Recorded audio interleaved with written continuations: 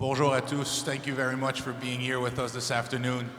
We're very lucky to have highly distinguished members of the Canadian government and as well as the European Parliament with us, and a very important actor of the private sector within CCPA Canada that are going to talk to us for an hour about the personal data protection in Canada and Europe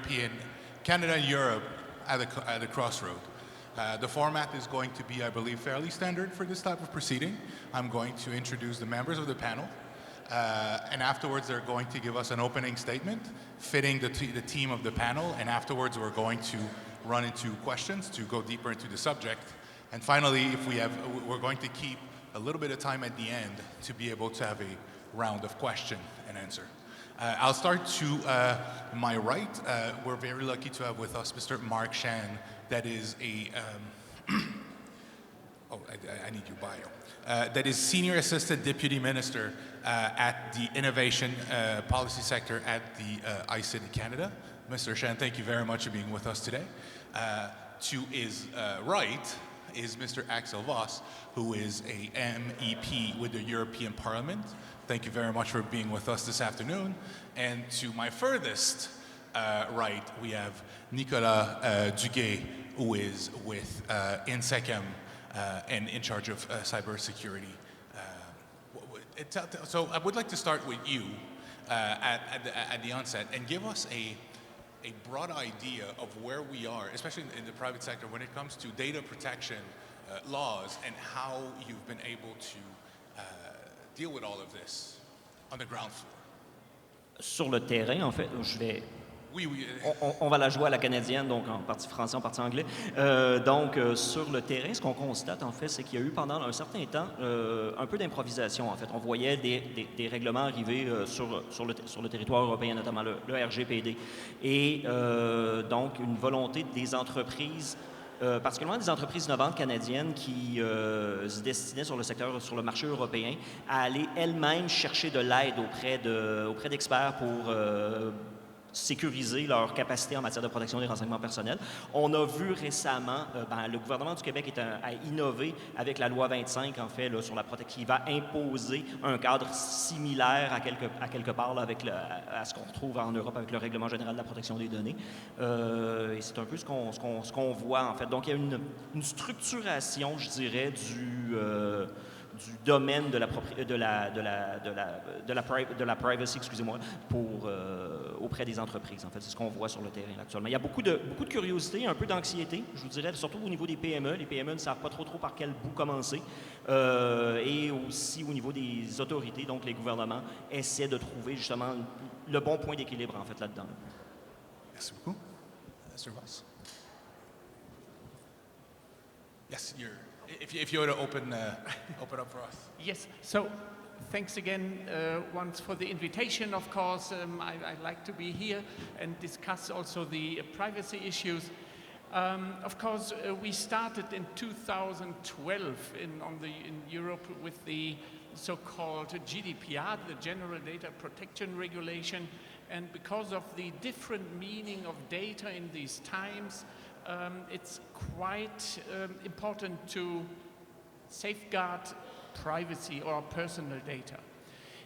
Of course, I'm criticizing the last times very much the GDPR and its static situation, but on a way it's important to have it.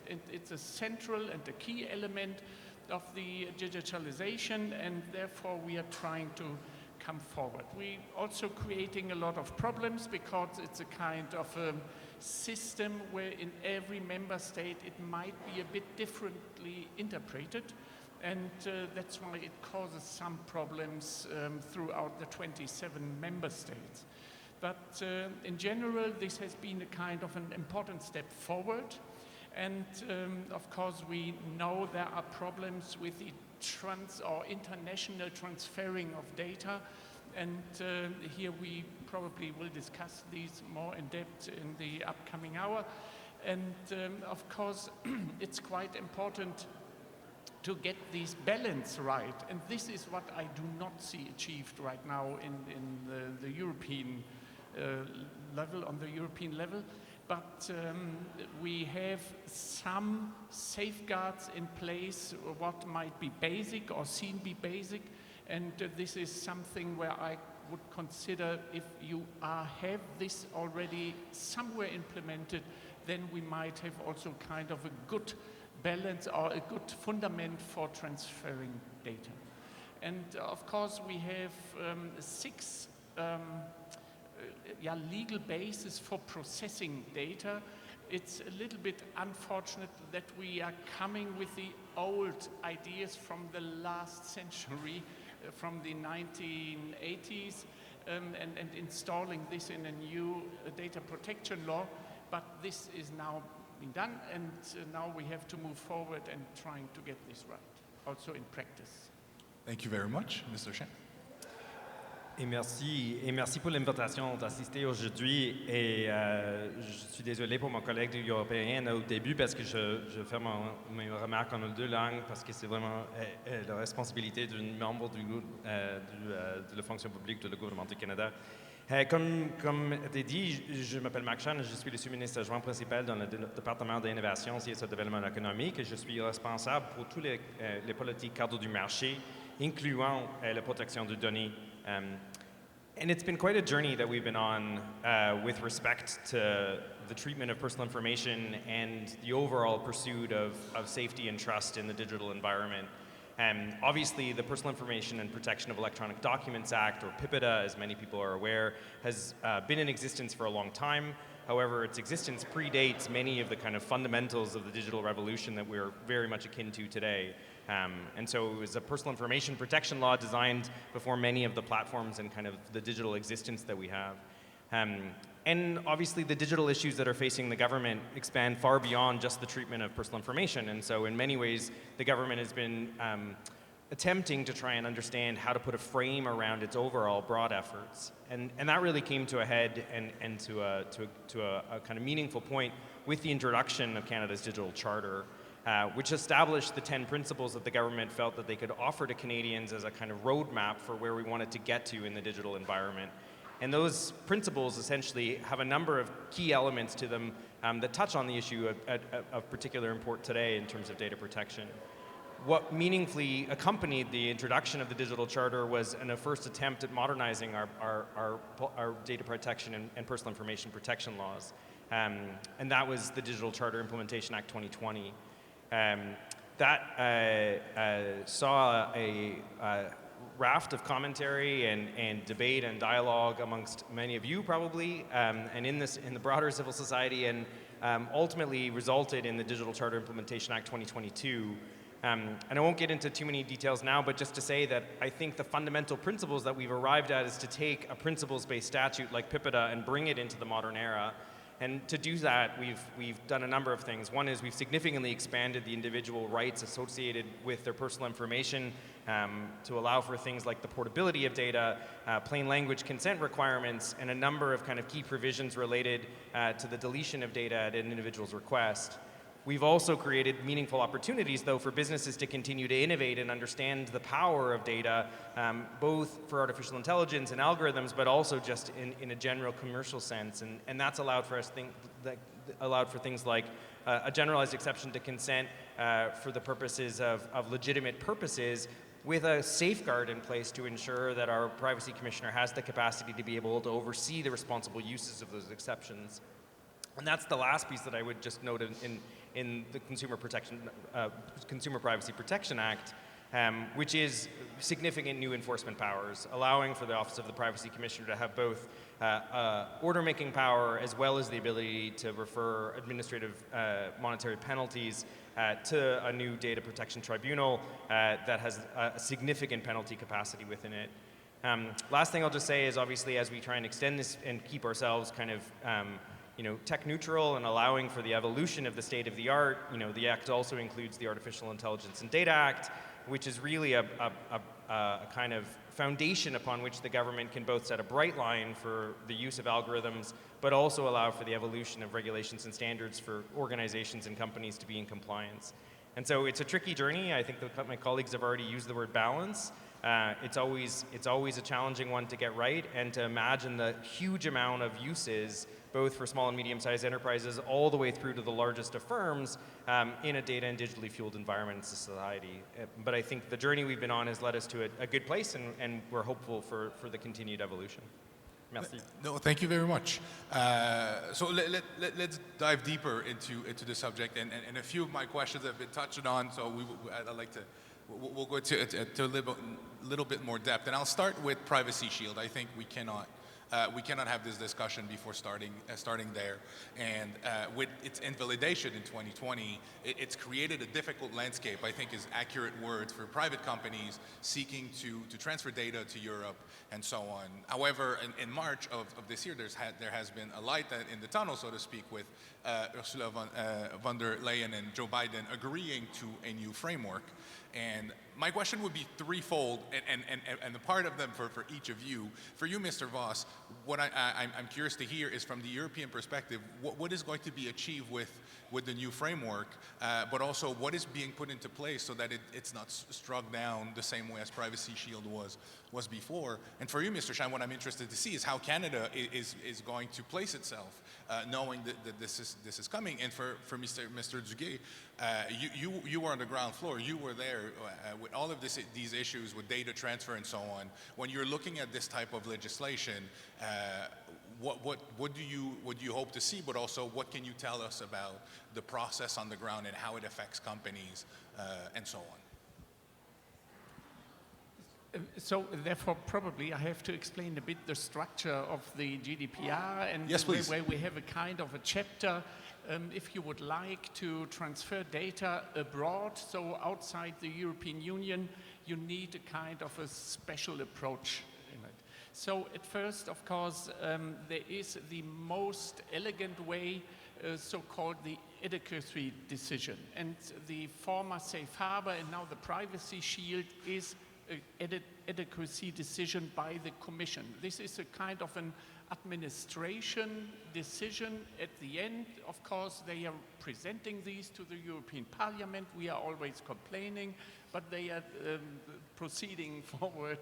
And then we have had the safe harbor. And then some of these data activists are coming and then saying, oh, no, this can't be the case. And so that's why the ECJ, so the European Court of Justice, suspended the safe harbor in 2018, I think, and now the privacy shield in 2020.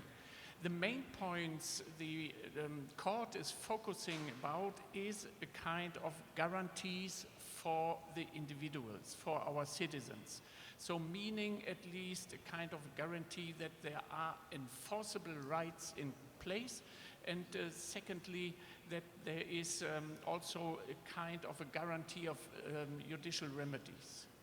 And of course, there has been a kind of an additional point, especially with the US, and the privacy shield is an adequacy decision between the EU and the US, that there is a kind of a higher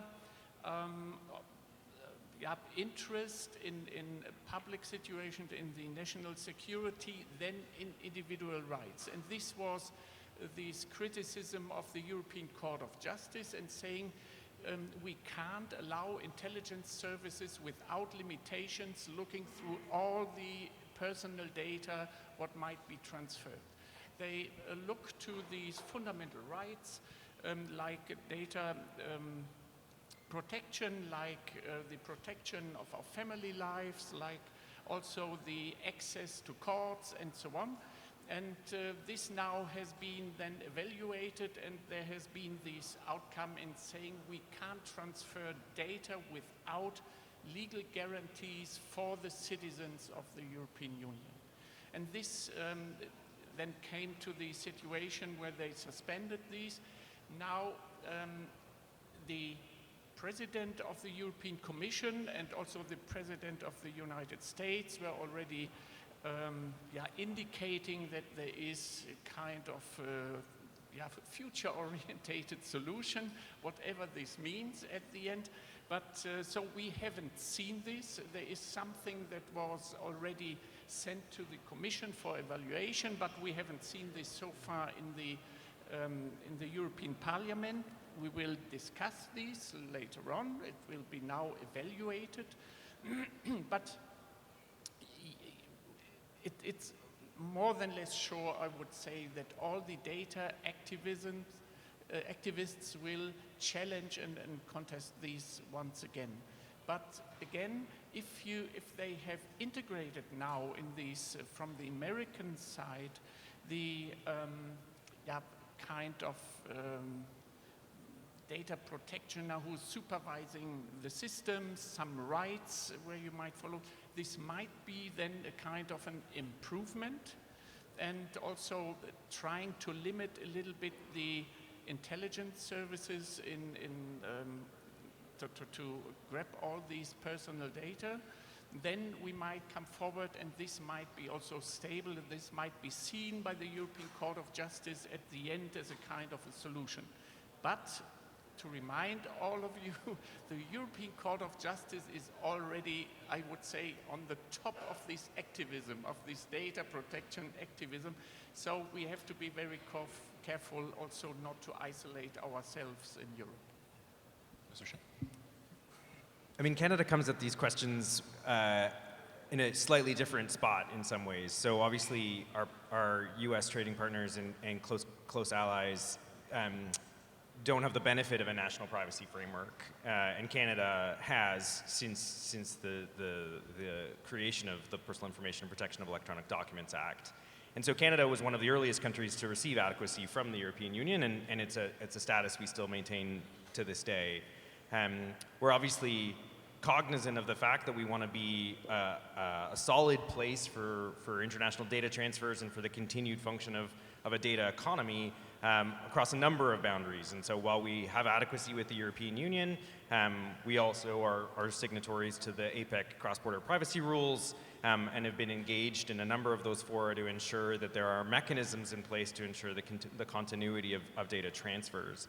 The benefits for Canada of having adequacy, obviously, and having a national framework is that obviously Canadian small and medium-sized enterprises all the way through to all Canadian companies generating and collecting data have the benefit of adequacy as a matter of course, whereas obviously Privacy Shield applied to individual companies seeking certification on the basis of their overall data protection processes and programs.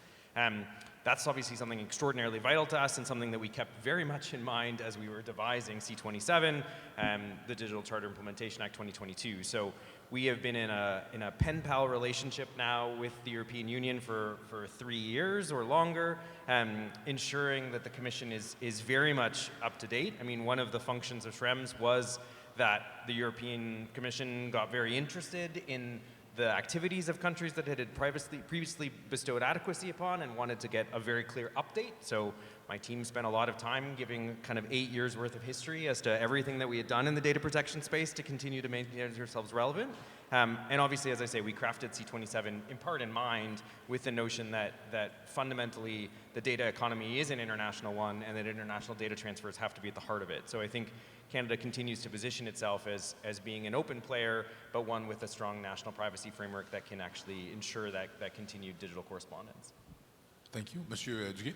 Je reprendrai en fait ce qu'on mentionnait d'emblée. D'entrée de jeu, on a tous parlé ici de l'importance d'avoir de la balance en fait dans nos lois, en fait, dans nos capacités en fait de protection des renseignements personnels. Et ce qui est perçu en fait sur le terrain justement auprès des petites et moyennes organisations, notamment avec qui on a des très bonnes relations, c'est justement pendant des années, on a essentiellement quoi? On a dit voilà, emprunter massivement la transformation numérique, les frontières se sont abolies, on peut maintenant aller faire tout ce qu'on a à faire là, sur les réseaux sociaux, sur les réseaux. Et on commence à avoir justement puis on l'a vécu très très sévèrement ici au Québec avec donc la fuite des données avec l'incident de sécurité là, chez Desjardins. Ça a amené ça, c'est comme réflexion en fait de savoir bon elle est située où la balance, justement, et à quel point nos organisations ont une part de responsabilité, mais aussi nos autorités, bien entendu, et à quel point on doit trouver, justement, l'équilibre pour être aussi en mesure de continuer. La continuité des affaires est essentielle. Les entreprises, aussi, ce qu'on voit, ont encore beaucoup de difficultés, je vous dirais, à y voir, malheureusement, encore aujourd'hui, une certaine importance d'y consacrer des efforts considérables pour sécuriser leur structure, sécuriser leur capacité en matière de protection des renseignements personnels. Je voyais récemment, en fait, la semaine dernière, un sondage qui mentionnait que les employés canadiens, donc toute structure confondue, considèrent encore à 36 ou 37 les questions de protection des renseignements personnels comme non importantes. Ça renseigne sur donc leur maturité en matière de compréhension des enjeux. Ça renseigne aussi, considérant que les employés sont le point le plus important dans une structure de protection de l'information pour une entreprise, de l'effort qu'il y aura à faire. Et ça renseigne aussi à nos gouvernements de l'importance de marteler le message et malheureusement d'y aller un peu plus d'une façon coercitive. Ce qu'on voit notamment avec la loi 25 où le gouvernement du Québec a pris les devants là-dessus et s'est dit on vous a encouragé pendant des années à vous sécuriser, à vous renforcer. Maintenant, ben voilà, on doit imposer à certains égards un certain nombre de bonnes pratiques, là. Donc c'est un peu ce qu'on voit. Merci beaucoup. Et I would like to use this statement as a rejoinder for the next question to Mr. Voss and Mr. Chan as well, which is what is being done on the governments? I think we've heard a very good plea here as we have laws and everything, but then the companies on the ground are not sure exactly how to handle legislation and what to do. And I would like to turn the question to the both of you. What is being done on the government side of things to help these small companies or larger company that is to be able to handle legislation and adopt them and be compliant and so that the more coercive aspect of some of them doesn't come out?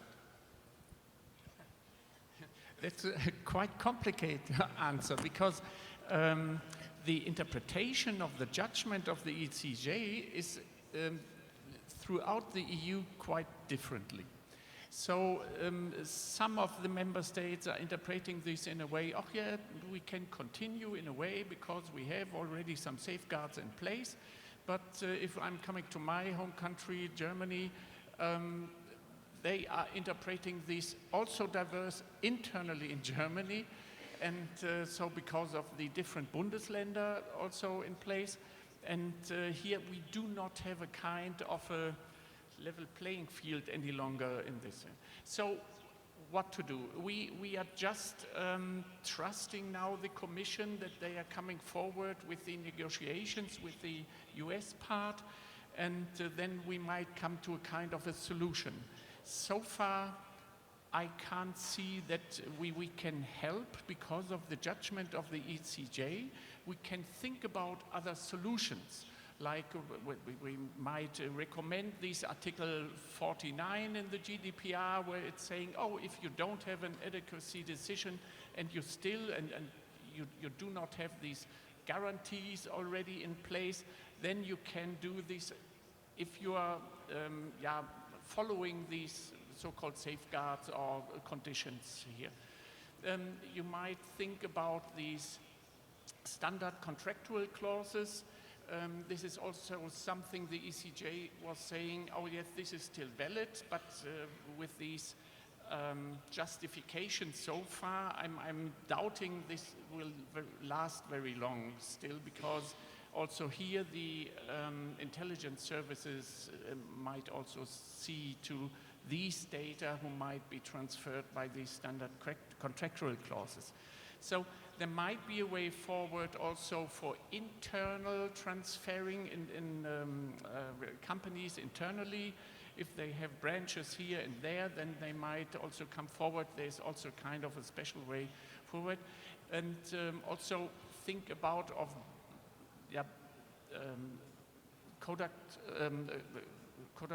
conduct of codes, something like this, and binding contractual rules internally. This is not the easiest way forward, what we are considering, what we might achieve with the so-called adequacy decision. But this might now be a kind of a solution forward. At least you need to have a kind of a very intensive management of personal data, especially with special regards to the consent. So if you have a consent in place and if you can guarantee some of these elements, what I already mentioned, then this might be a way forward. It's not the easiest way, but it might be a way forward right now. Thank you very much. Mr. Chan? Oui, merci et merci pour la question. Il y a peut-être 4 aspects plus importants pour l'approche canadienne pour aider et soutenir les petites et moyennes entreprises en particulier, mais les entreprises en général. Un principe, c'est architecture. Le deuxième, c'est vraiment les standards et les codes. Et le troisième, peut-être, c'est vraiment le soutien direct. So, in terms of architecture, I think there are choices to be made about how to potentially allow for ease of compliance with a statute. And this isn't at all to critique the approach within the European context. I think it's a useful one, and it's been proven very powerful as a denominator and a common approach for much of the world to kind of learn from. But one of the largest things we heard in the many years of consultation that led up to the Digital Charter Implementation Act was the maintenance of PIPEDA as a principles-based statute. Because principles are a lot easier to understand compliance to in many cases than very prescriptive norms that potentially actually don't necessarily graft easily onto business practices. Now, I will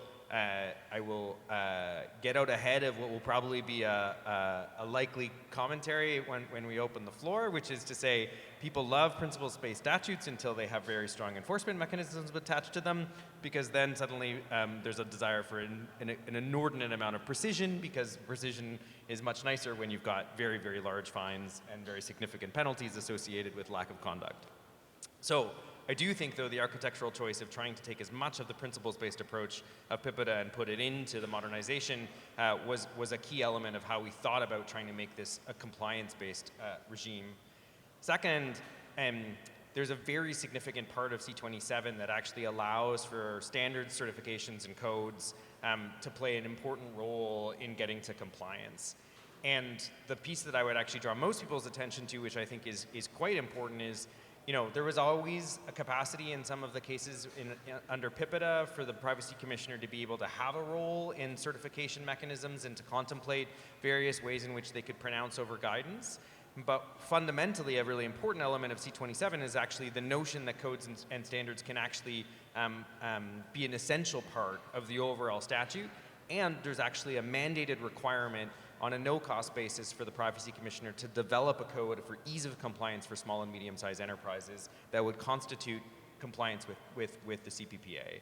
And that, to me, is critically important, because what we don't want is to have 800,000 Canadian small and medium-sized enterprises all going on their own way to try and come up with what would be a standard certification, but instead having an ease of compliance through a single strand of certification that can actually provide a way finding forward.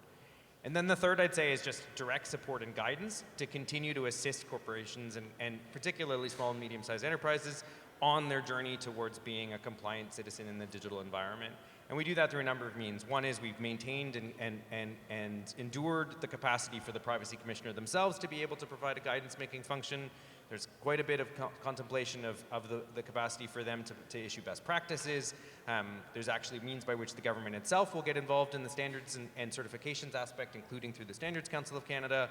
And then we have broader mechanisms like the Canada Digital Adoption Program, where we're actually providing front-end financing to firms either for their e-commerce journey or for their more significant automation journey, of which we think the continuation of protection of personal information and of cyber risk can be an essential part. So I'd say those are kind of the three main elements by which we've tried to ensure that this is actually a law that isn't kind of a bundle of rules that is potentially a jam on innovation or a compliance burden for the critical engine of our economy. Thank you very much. And pour vous, M. Duguay, je pense que j'ai envie de vous poser la question à la façon de John F. Kennedy.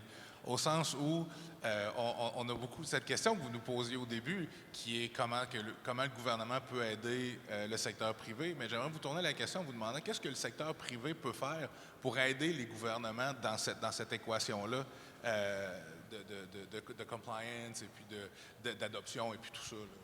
Dans un environnement tel qu'on le vit actuellement, donc largement numérisé, des questions de protection des renseignements personnels, ça touche d'abord et avant tout, c'est fondamentalement des questions de cybersécurité. Bon, c'est pour ça aussi d'ailleurs qu'on est ici, on en parle au Forum international de la cybersécurité, c'est une question de cybersécurité. Ce que les entreprises pourraient faire pour aider les gouvernements justement à se faire aider, en fait, c'est de s'intéresser premièrement à la cybersécurité et d'investir les efforts, pas nécessairement des bidules technologiques qui n'en finissent plus, mais c'est de revoir leurs procédures, revoir la formation de leurs employés. En fait, les fondamentaux de la cybersécurité, littéralement, parce qu'actuellement, chez i7, vous avez développé notamment la certification Cybersécuritaire Canada, qui est une grosse douzaine de contrôles de cybersécurité très, très de base, mais qui permettent de répondre à peu près à l'impératif Pareto. Là, donc, on a 80 d'une structure protégée pour à peu près 20 d'efforts. Sur papier, c'est fantastique. Lorsqu'on regarde la loi, pas la loi, mais la certification en tant que telle, les requis, c'est sincèrement très bien monté. En fait, c'est très bien ficelé. L'ennui, c'est l'adoption de l'intérêt des PME à qui cette certification-là est destinée, elle est très faible. Pourquoi? Parce que ce qu'on constate, malheureusement, c'est que le niveau de maturité des PME québécoises et canadiennes est très, très faible. Et même la marge que représente, en fait, et j'ai eu cette discussion-là avec certains de vos collègues récemment dans une autre province où on parlait justement on se posait comme question, mais pourquoi massivement les gens n'adoptent pas la certification Cybersécuritaire Canada, qui répondrait à beaucoup de problématiques en matière de protection des renseignements personnels. Et ce qu'on se disait, c'était que justement, si on estime que c'est une certification dite de base, la première étape pour une PME c'est encore très haut, en fait. Donc, il faut vraiment y aller avec des étapes intermédiaires. Je pense que vous êtes en train, d'ailleurs, chez i7, de définir un processus pour aider justement à franchir ces premiers jalons. On le fait notamment, nous, ici, là, je ne veux pas nécessairement me faire de la promo d'INSECM, mais on a, avec le ministère de l'Économie et de l'Innovation du Québec, une initiative actuellement qui se déploie là, sur le territoire du Québec pour aider les PMO, les petites et moyennes organisations, à se solidifier au niveau vraiment des fondamentaux. Donc, on parle de sensibilisation de base, on parle de petits accompagnements de quelques heures pour vraiment, justement, les amener à un niveau où, soudainement, des certifications comme Cybersécuritaire Canada deviennent plus atteignables et ça optimise tout le processus, là, donc. Yes, please, go ahead. Sorry, but I think also with your question, what governments can do is also, if I can widening the aspect a little bit, because I see the Western allies are fragmenting themselves in a way with everyone is doing something, and then there might be a kind of a difficult transfer of data and personal data especially, etc., etc. So I think there is a need and that we are having a kind of a global approach, but this might not be achievable, but the Western allies at the end they are living in democracies and a rule of law system, and here there is a need from my point of view, especially in sitting together and thinking about how we can have kind of joint forces in coming forward with these questions. And this is not done yet. I can't see it. And there is China, on the other hand, with this plan in becoming the leader of digitalization and information and so on, and we are too fragmented. So there is this try already with the TTC, so the Trade and Technology Council, but this is only EU and US, and I think we have to widen or broaden these and sitting together like the G27 or whatever it is. But there is, from my point of view, if we do not want to lose this race at the end, that we are all sitting together, coming with one approach to it, and this might also then lead to some additional aspects on how to treat personal data, but we need a plan here to come forward. And I think for all the companies, because we are dealing with a global issue, but everyone is doing its own national laws. And so it would be better if we would also approach this more globally, or at least from this intention of individual rights, protecting rule of law and democracy and so on, and then we should have a kind of a joint approach. And also then we need standards, and in the international standards organizations we are seeing China extremely busy. And we are too lazy or too ponderous, and we should step up here and also coming to more standards in a more Western-orientated way. And this is the biggest problem, but if we can get a solution here, then we can have a kind of a also proper solution for all the companies in our home countries.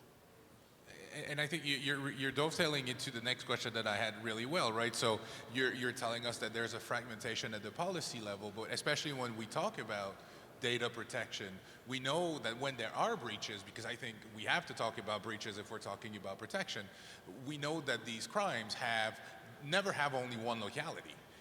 The breach can happen in Canada or in Germany, for example, or in Quebec, but the intruder can be coming from a variety of other countries, and the data can end up in about 20 and 20 more.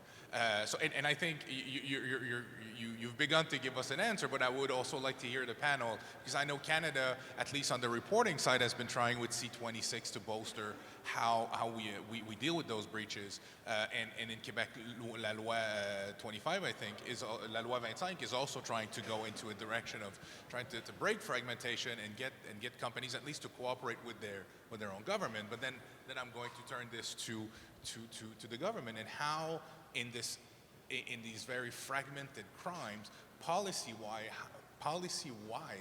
how do we foster cooperation with other governments? Where do we start? And if you have even better for us, where are we? What have we be doing? And for Quebec's side, I think I would really be interested to see how we're trying to connect right to the world with Law 25 to be able to deal with this massive coordination and collaboration issue that we have. Yeah, it's a tricky set of questions. I'd say. I apologize. No, not really. Completely reasonable. And the joys of being a bureaucrat and not a politician is that I'll mind myself a little bit in terms of how we talk about some of the international engagement. But I would say, coming back to a couple of things I offered at the outset. So Canada, has sought interoperability in the data transfer space through a number of key mechanisms. But I completely take the point from Member Voss that it's not yet a complete system, in the sense that we have an adequacy regime under the EU that does allow for international data transfer. We have the cross-border privacy rules, but yet we still don't have an international standard in many ways for the continuation of the full loop.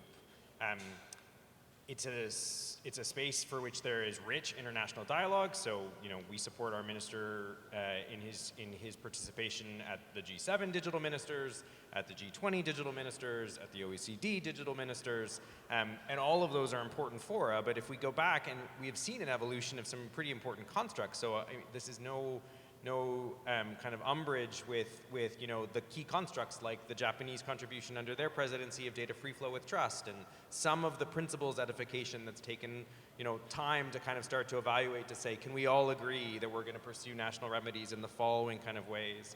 That still hasn't necessarily lent itself yet to a kind of global passport for data in some ways, but I would say we have the building blocks for some of that, either through GDPR or through some of these mechanisms like CBPR. As it then relates to kind of what do you do about it in cases where you've got international action and you've got particularly use cases that don't conscribe themselves to geographical boundaries, I think we do it in a couple of ways. One, much has been made of the extraterritorial nature of the GDPR and the discussion of the fact that it very much extends well beyond the European border. I think it caught a lot of people by interest, in part because of the functions and responsibilities it has on European citizens outside of their geographical boundaries. But I would note that PIPEDA from its outset already had an accountability principle that said if you are the collector and user of information of personal value of Canadians, you're accountable for that information regardless of where it goes. So if you're doing third-party processing in Southeast Asia as a function of your business line, you're not off the hook for what happens to that data. And in fact, if there's a breach, you're actually you're under the same obligations. And our breach requirements actually came in under PIPEDA well before C27 did, which actually are the most significant fines we can currently levy under our data protection regime. So I think one aspect is, you allow your laws in some ways to reflect the global nature. Then the second, I think, is you allow for data protection authorities to ensure that there is collaboration. And we've seen this actually across a number of marketplace frameworks, whether in the competition space or in the data protection space, where we need data protection authorities to actually be pursuing issues together in some ways and have the capacity for sharing information to allow for us to get to the bottom of some of these cases, because they are global by nature. So I think what I'd offer is, it's not going to be one thing. I don't think we're ever going to get the Western world, unfortunately, to kind of come together with a singular standard or a singular approach. I think we are doing it through a means of our own laws, our international collaboration and engagement, and then some of the mechanisms we put in place. Thank you very much. One of you wants to take the next crack?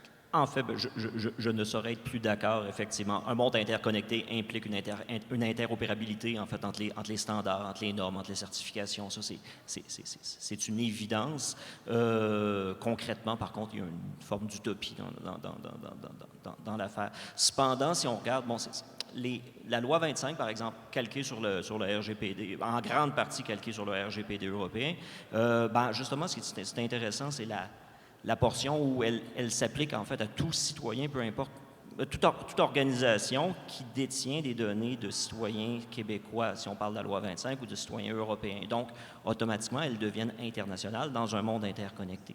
Ce qu'on aimerait voir, effectivement, c'est un peu moins de confusion, un peu plus de discussion pour trouver une reconnaissance, pour avoir une reconnaissance des particularités législatives nationales à l'international au sein de même partenariat. Mais bon, je vais laisser ça entre les mains de mes amis politiciens.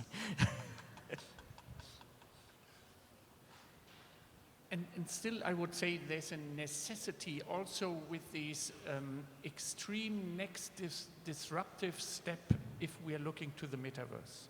Here we are coming to a situation where you probably can't control any longer the data protection or personal data or whatever. And here we have to think about this and coming also to a kind of a common approach how we would like to safeguard also the metaverse at the end. It's a lot of challenges. It's not only the data protection, it's patents and copyright and whatever it is, also criminal law and so on. And here we have to think about how we can safeguard the next disruptive step already. And here we need this cooperation between the governments, I would say today instead of tomorrow. But how to come to this situation, I'm always trying to push the Commission. Of course, we have a lot to do now with other things, energy, war, COVID, and so on.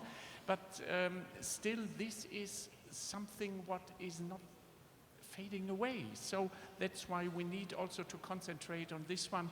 But I hope, and probably sometimes the European Union need a kind of a kick from the outside, and please do it. With these words, I have one last question, and I think afterwards, all three of you are very high demand, so I'm sure we're going to get plenty of questions from the floor. So I'm going to ask you a very fast question. So we just heard about coercion, but I'd like to hear more about learning from each other, right? The GDPR is, what, 4 years old now? And give or take, in that timeline, how have your respective governments or body of governance that you're representing, or in Quebec, you just told us that Law 25 is really kind of coming from the GDRP. How have we learned from each other, right? What have been the development coming out of this? What have been the process? If there's a takeaway, what was it, right? But really, the question boils down to, what's the diffusion effect here? How have we learned from each other? J'espère que dans 4 ans, lorsqu'on aura le recul qu'ont les Européens qu'ils ont maintenant avec le GDPR, lorsqu'on pourra regarder les choses, on n'arrivera pas à... J'entendrai pas les mêmes choses qu'on m'a dit l'été dernier en France lorsque je demandais, bon, quel est l'impact, en fait, du GDPR sur les PME françaises? Un haut responsable de l'État français m'a mentionné nada en matière de maturité numérique de nos PME. Et comme quoi, je vais employer son expression, c'était une emmerde. Essentiellement, c'était la façon que c'était perçu donc par ces gens-là. J'espère que nous, dans 4 ans, en Amérique du Nord, au Canada, on n'aura pas ce constat qui est malheureux, en fait, parce que quand on voit la loi 25, l'idée, c'est pas de donner des coups de bâton pour donner des coups de bâton, c'est de faire augmenter la maturité de nos organisations en matière de capacité de protection. Et il faut qu'on y arrive inévitablement, là. Donc, c'est mon souhait, en fait. Un souhait positif pour nos prochaines 4 années. Oui, tout à fait. Monsieur Chan, Monsieur... So, in fact, the European Parliament decided already 2016 on the GDPR, and then we have this transition period and so on. So, but we never discussed the blockchain, or we never discussed artificial intelligence at that time, and now we are noticing in a way, oh, we are living in a data-driven world. And for artificial intelligence, for instance, you will need a lot of personal data if you would like to come to a result what is also balanced. So meaning non-discriminatory, not biased, and also gender balanced, and so on. But here you will need to train your algorithms with a lot of personal data. And this is why we are not prepared for this right now. And you have a kind of, and I would say even I'm a politician, but the politicians are the biggest hurdle in developing digitalization so far. And here we have, I'm from the middle or center right wing, but if you're starting from the center left wing, they have, so in Europe, I do not want to come too close to different other elements here, but then they have this static and ideological approach and saying, do not touch the GDPR. Unfortunately, they have a majority, and so in the structure, and we can't better balance now with all these experience what we have achieved here in this, also on this level on personal data. So this creates a big problem because it's delaying, and we are now, I'm a little bit a bad guy in saying this, but we are now trying in circumventing the GDPR with the so-called Data Act, the Data Governance Act, because with the GDPR you're creating a mentality and not processing data and not sharing data, and all of a sudden you see sharing data and processing data. It will come to kind of a different knowledge, new business models and wealth and so on. And so that's what we are trying now to circumvent these a bit. But again, here you have the same wording and saying, do not touch the GDPR. And I'm always the one in saying, no, we have to touch the GDPR in getting better balances out of it.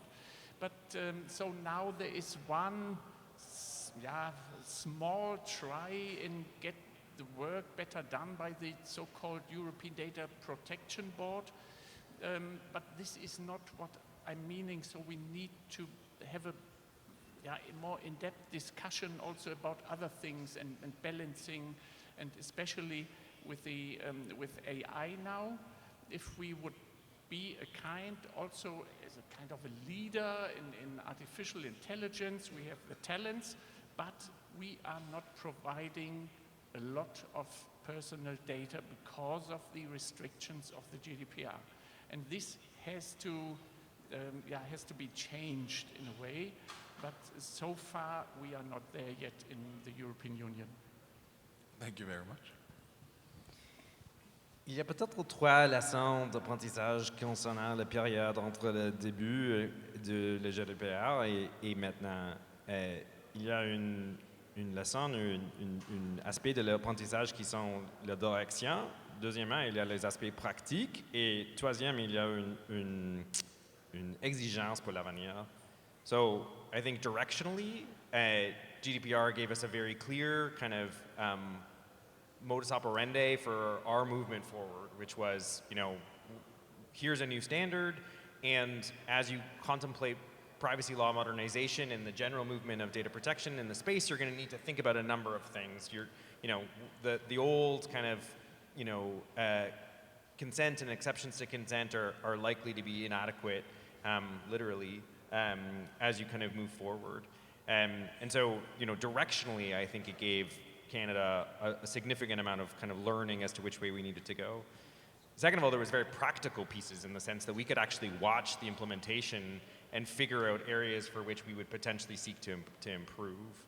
And this isn't kind of, as I say, casting stones, because I know how challenging it is to draft law, as someone who's done it a lot. I'd say, a perfect example would be, data portability or data mobility, where, in the European context, GDPR gave people fundamental rights to data portability, but yet none of the corresponding architecture or structures had actually been built. So you actually had people literally on the day of passage kind of walking into their financial institution and saying, I'd like to transfer I'd like my data, please, and I'd like to move it. And there was no train tracks for the trains to run on. So hence why, C27 has a data mobility framework requirement that says there's actually going to need to be structures around this in terms of how it will actually work, and so that we're not kind of setting ourselves up for failure. And then the last point would just be in terms of a bit similar to Member Voss's comments about kind of future-proofing in some ways, or thinking through the next steps. And so, it's not a surprise then why the AI and Data Act actually follows into the current package.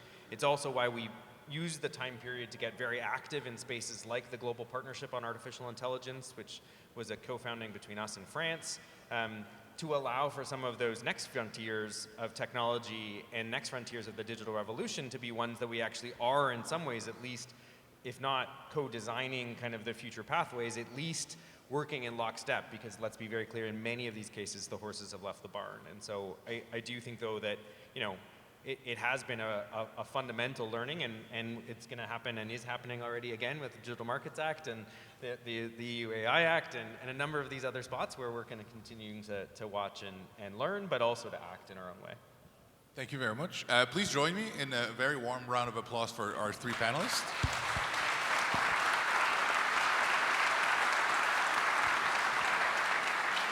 We have about 5 minutes for questions. I see microphones, one to your left and one to my right. When you ask a question, please state who the question is directed to. And someone please break the ice. Okay, I'm gonna break the ice. Hi, so this is for Mark, mostly. I am curious how the Canadian government is thinking that AI, good ending point, that AI and the right to be forgotten should intersect.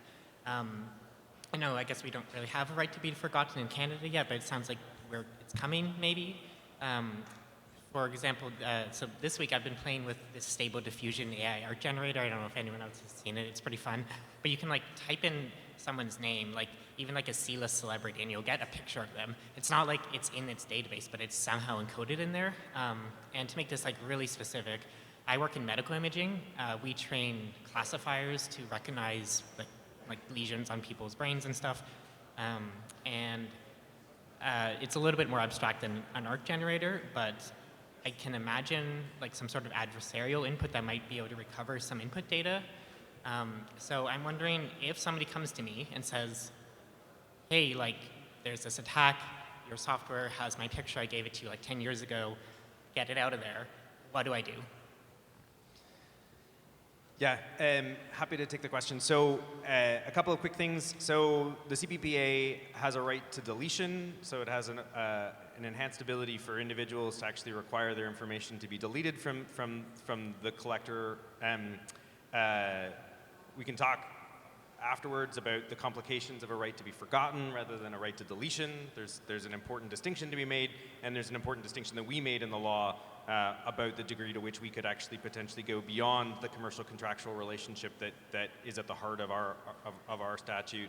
On AI more generally, I'd say there's a number of pieces of both CPPA that touch on AI. There's a right to understanding automated decision making, including when you're interacting with an automated decision maker, like a chatbot, and there's also a capacity for you to understand the personal information that's at the heart of the decision that's being made about you.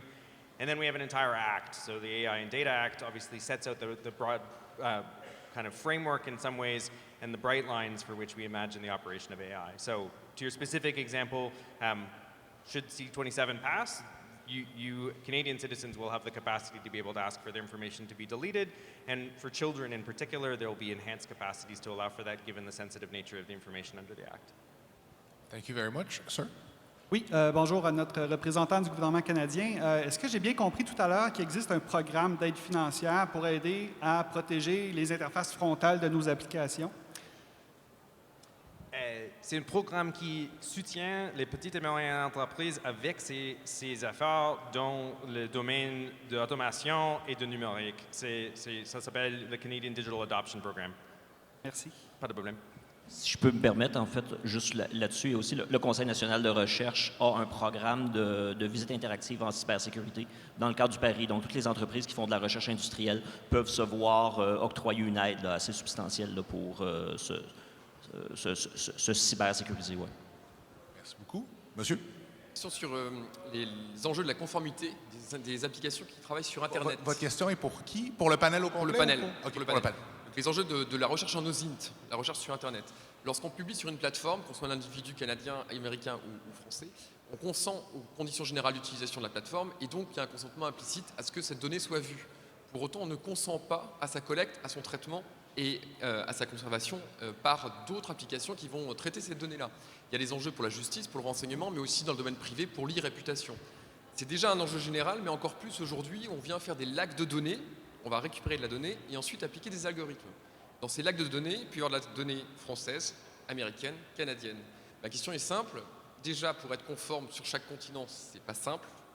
Comment est-ce qu'on s'assure qu'on va être conforme en croisée, en fait, parce qu'on peut avoir, du fait de cette technologie, un enjeu de conformité sur les deux continents du fait des réglementations transatlantiques. Merci beaucoup. Comment est-ce qu'on s'y prend? Merci. And it's going to be the last question for the panel.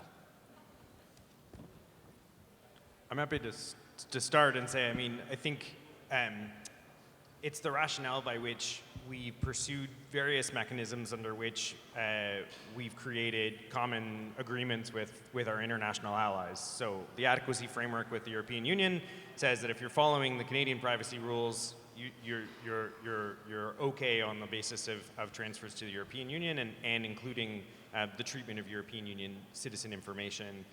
Cross-border privacy rules under APEC have a similar function, although that's a certification mechanism.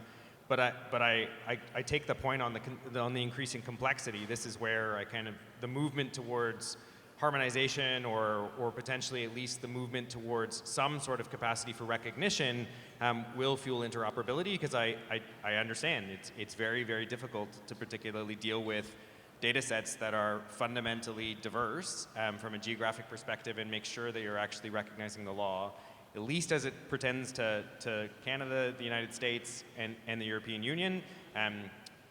From a Canadian perspective, because of our agreements under CUSMA and because of our agreements under CETA, and then with adequacy, there's a certain amount of certainty that you have. That's not necessarily the case in all geographies. So everything was said already so far. All the service providers has to make sure to meet their respective laws. It's unfortunately it's like it is, and here we have to hopefully a kind of development where we might come more simplified way forward, but we are not there yet. So unfortunately it's fragmented, what I told you earlier, and here we have to think about how to avoid this. Merci beaucoup. Thank you very much for attending, and I hope we're going to be back here in 15 minutes for another panel. Thank you very much.